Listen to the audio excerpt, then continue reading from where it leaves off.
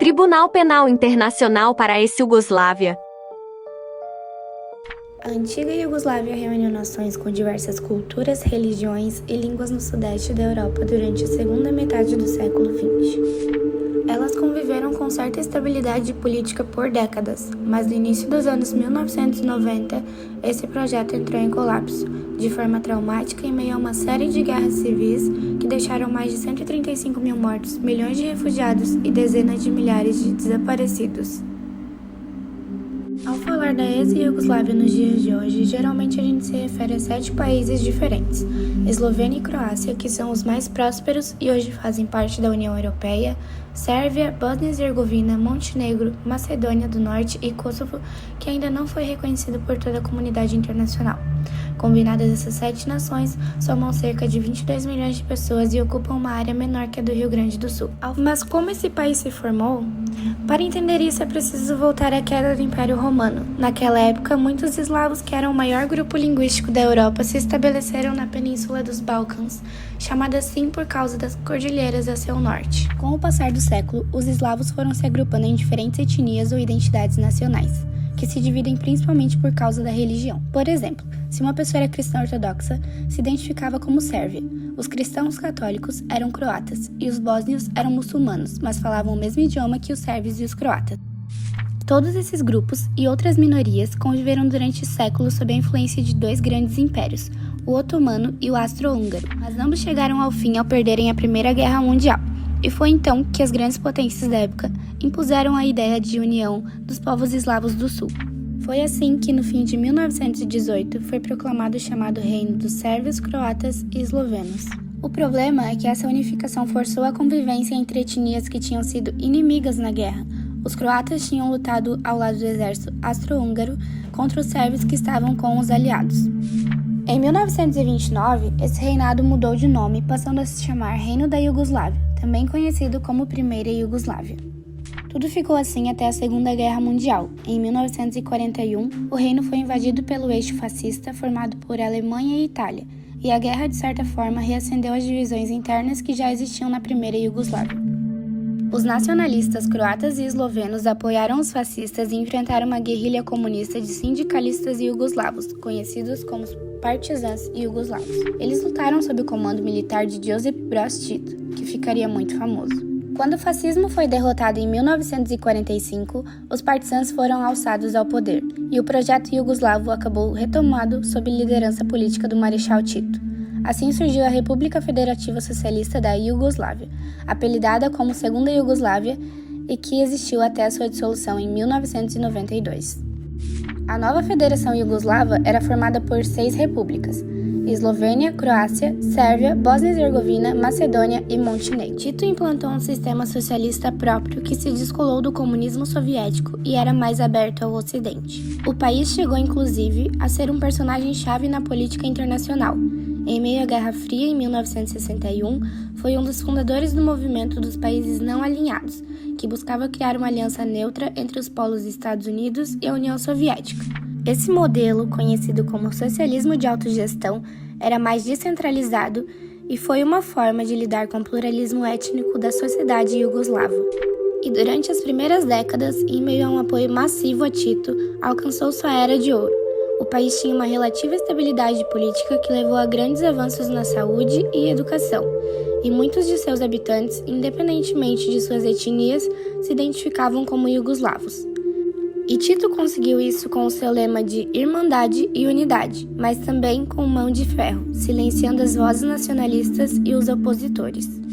O que levou então o projeto ao fracasso? Para começar, existiam grandes diferenças econômicas entre as repúblicas menos desenvolvidas do Sul e as mais desenvolvidas do Norte, que gerou desconfiança entre elas. Além disso, a Iugoslávia foi acumulando uma dívida externa cada vez mais difícil de suportar, isso por causa dos grandes empréstimos que teve de pedir depois da Segunda Guerra Mundial.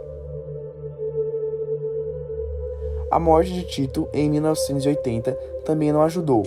Ainda que o governo comunista tenha continuado por quase uma década, a crise econômica fez os discursos nacionalistas ganharem força, o que gerou cada vez mais tensões. A isso se somaram a crise do próprio comunismo soviético e depois da dissolução da União Soviética, que sacudiram com força o leste europeu e os Balcãs. E aí a situação foi deteriorando até que em 1991, duas das repúblicas mais próximas, Croácia e Eslovênia, declararam independência depois de realizarem referendos. Esse foi o princípio do fim da Iugoslávia, mas não foi um fim pacífico. A declaração de independência da Croácia, que tinha uma grande população de sérvios croatas, gerou uma resposta forte da vizinha Sérvia, liderada pelo nacionalista Slobodan Milošević. Isso provocou uma guerra civil na Croácia. As Nações Unidas acabaram intervindo para separar sérvios e croatas. Mas a região virou um barril de pólvora.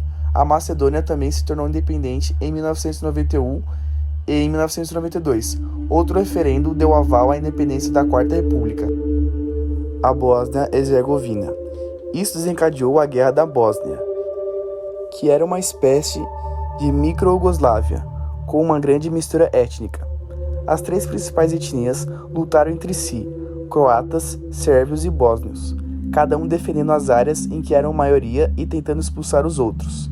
Sarajevo, a capital da Bósnia, ficou violentamente sitiada por anos. Um dos episódios mais terríveis aconteceu em 1995, o genocídio de Srebrenica, onde os sérvios bósnios mataram cerca de 8.000 bósnios, de maioria muçulmana. A paz na região não chegaria até o fim de 1995, quando os sérvios, croatas e bósnios firmaram em Paris os chamados Acordos de Dayton, com a mediação do então presidente dos Estados Unidos, Bill Clinton. Mas esses acordos não acabariam com as tensões. Outro conflito eclodiu em Kosovo, uma província autônoma da Sérvia com maioria étnica albanesa e muçulmana. A OTAN, Organização do Tratado do Atlântico Norte, interveio no conflito e bombardeou a Sérvia durante 3 meses. Em 2008, o Kosovo declarou independência unilateralmente, mas a Sérvia e muitos países da comunidade internacional ainda não o reconhecem como país. Mas durante esse tempo, o que aconteceu então com a República Federal Socialista da Iugoslávia? Depois da dissolução, em 1992, ela deu lugar à República Federal da Iugoslávia, que só reunia Sérvia e Montenegro, duas das 6 repúblicas que tinham se formado décadas antes na Iugoslávia de Tito. Em 2003, essas duas repúblicas abandonaram o nome Iugoslávia e passaram a se chamar apenas Sérvia e Montenegro. E assim, ficaram até meados de 2006, quando um referendo de independência em Montenegro sacramentou a separação. Hoje em dia, a convivência entre as ex-repúblicas iugoslavas é, em geral, pacífica, mas o fardo econômico continua pesado, especialmente na Bósnia, e vários problemas políticos ainda estão por resolver, como o reconhecimento da independência de Kosovo. A implementação de uma corte penal para julgar os culpados. Em 1993, foi criado o Tribunal Penal Internacional para a ex-Iugoslávia pelo Conselho de Segurança da Organização das Nações Unidas. Esse tribunal, sediado em Haia, foi criado com a finalidade exclusiva de julgar as pessoas responsáveis por graves violações ao direito humanitário internacional, cometidas no território da ex-Iugoslávia entre o 1º dia de janeiro de 1991 até uma data que seria determinada pelo próprio Conselho de Segurança, depois de alcançada a paz. A corte era composta por 4 câmaras, sendo 3 de primeira instância e 1 de recurso. As câmaras são compostas por 16 juízes independentes, não podendo ser mais de um nacional do mesmo estado, distribuídos por 3 em cada câmara de primeira instância e 7 na câmara de recursos. É composta também por um procurador e um secretário, comum às câmaras e ao procurador. O Estatuto do Tribunal estabelece a competência da Corte para conhecer 4 categorias de crimes, quais sejam infrações graves às Convenções de Genebra de 1949, violações às leis e costumes de guerra, genocídio e crimes contra a humanidade. Condenações. Durante o seu funcionamento de 1993 a 2017, 161 indivíduos foram indiciados e 90 foram condenados. Entre os acusados destacam-se Radovan Karadzic, de 75 anos, ex-dirigente dos sérvios na Bósnia, preso em 2008 após 13 anos de clandestinidade. Após apresentar recurso, foi condenado à prisão perpétua por genocídio, crimes de guerra e crimes contra a humanidade em 2019. Ele é o mais alto oficial condenado pelo Tribunal Penal Internacional para a antiga Iugoslávia e considerado responsável por perseguição, morte, estupro, tratamento desumano ou deslocamento forçado, especialmente durante o cerco de 4 anos a Sarajevo, que causou mais de 10 mil mortes. Ratko Mladić, com cerca de 80 anos, antigo chefe militar dos sérvios da Bósnia e conhecido como açougueiro dos Balcãs, foi preso em 2011, após 16 anos foragido. Condenado pelo Tribunal Penal Internacional para a antiga Iugoslávia em 2017 em primeira instância à prisão perpétua pelos crimes cometidos durante a Guerra da Bósnia, que deixou 100 mil mortos e mais de 2 milhões de cidadãos deslocados.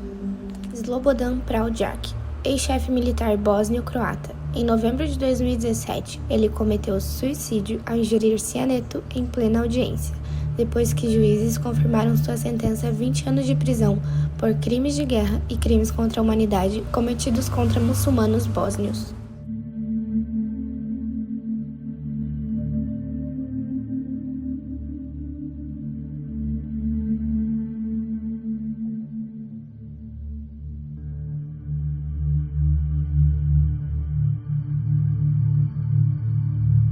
Biljana Plavšić, de 90 anos, vice-presidente e posteriormente presidente da República Sérvia da Bósnia.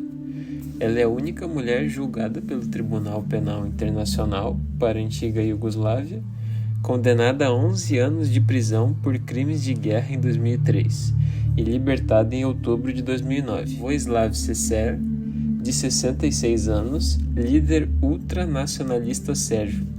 Em 2016, para surpresa geral, foi absolvido pelo Tribunal Penal Internacional para a antiga Iugoslávia de todas as acusações de limpeza étnica contra croatas, muçulmanos e outros grupos não sérvios.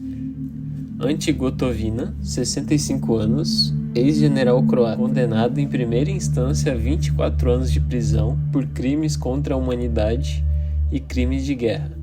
Foi absolvido em 2012. Slobodan Milošević, presidente da Sérvia entre 1990 e 2000. Ele morreu em 2006, aos 64 anos, no centro de detenção de Haia, onde foi julgado por genocídio, crimes contra a humanidade e crimes de guerra. Željko Ražnatović, também conhecido por Arkan, chefe do grupo paramilitar sérvio Tigris. Em 1997, ele foi condenado por crimes contra a humanidade e crimes de guerra na Bósnia em 1995, embora a acusação só tenha se tornado pública depois de seu assassinato nunca resolvido, em janeiro de 2000, em um hotel de Belgrado. Os muçulmanos da Bósnia recordaram neste sábado o genocídio de Srebrenica, que completa 25 anos e é considerado o maior massacre em território europeu desde a Segunda Guerra Mundial. Apesar das medidas de combate à pandemia, 3 mil parentes de vítimas compareceram ao evento. Eles não esquecem quando as tropas sérvias da Bósnia, comandadas por Ratko Mladić, entraram no território de Srebrenica e executaram sistematicamente os homens e adolescentes muçulmanos. Neste sábado, foram sepultados restos mortais de vítimas do massacre no cemitério do Monumento do Genocídio em Potocari, cidade próxima de Srebrenica, onde ficava durante a guerra étnica da Bósnia a base da Força de Proteção da ONU. Até hoje, foram encontradas e identificadas quase 6.900 vítimas do massacre, em mais de 80 balas comuns. Muitos foram enterrados no cemitério do Monumento do Genocídio.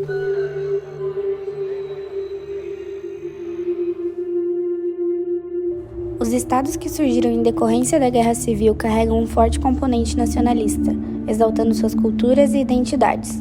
Utilizam-se para isso de símbolos que os ajudam a se diferenciar dos seus vizinhos.